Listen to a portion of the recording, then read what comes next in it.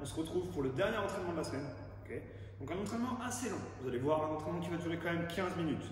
Le but du jeu, ça va être de faire un maximum de tours et de répétitions sur ces 15 minutes. AMRAP, 15 minutes. Okay, on partira toujours sur 20 reps. Aujourd'hui, on a besoin d'un objet externe. Ça peut être un kettle, un sandbag, un dumbbell, peu importe ce qui vous passe un peu par la main, une bouteille d'eau, un pack d'eau aussi, c'est faisable. Le but du jeu, ça va être de faire des ground to overhead avec cet objet. Okay, donc moi, j'ai choisi l'option dumbbell que j'avais à disposition. Donc, comme je l'ai dit, pendant 15 minutes, le plus de tours possible.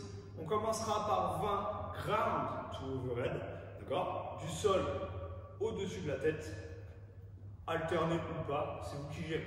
Okay, je vais vous montrer deux options. La première, ça va être de faire pour moi un dumbbell snatch.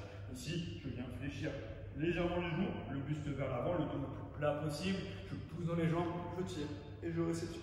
Okay, je peux changer de bras quand on me sent. Je peux aussi choisir l'option du dumbbell clean and jerk. Je pars du sol, je viens épauler mon dumbbell et je jette mon dumbbell.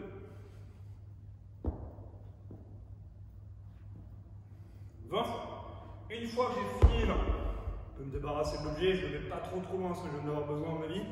J'enchaîne sur 20 tuck jump. Le but du jeu, c'est de faire un saut le plus haut possible et de remonter les genoux en fin de mouvement.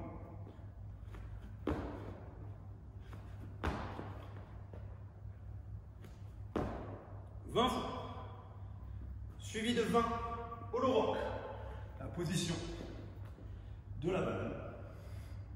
Je monte bien les bras légèrement derrière les oreilles, les pieds joints, les quadriceps serrés, et je viens faire le mouvement de balancement.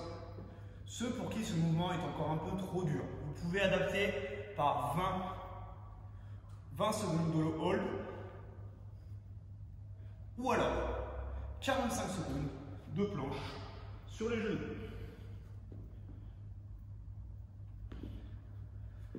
Et on finit par 20 back extension. Donc je me mets en position allongé sur le sol. Je tends les bras. Je viens serrer fort les fesses et relever les épaules. 20. D'accord, vous devez sentir la chaîne postérieure, le fessier et les carrés des longs qui s'activent. En warm-up, nous aurons un AMRAP de 5 minutes. D'accord? Donc là, on pourra se servir soit de son objet qu'on aura sorti au préalable pour le wood, soit d'un balai. Directement, moi j'ai pris l'option PVC. Okay, sur cet AMRAP de 5 minutes, vous devez commencer par 10 squats plus une montée de genoux. Vous devez alterner la montée de genoux après chaque squat. Donc ici je viens, je me positionne talon large d'épaule, légère ouverture du pied, je descends, je remonte et je monte le genou.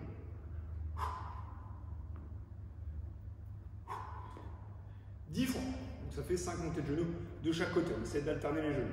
Ensuite, on part sur 10 Romanian deadlift.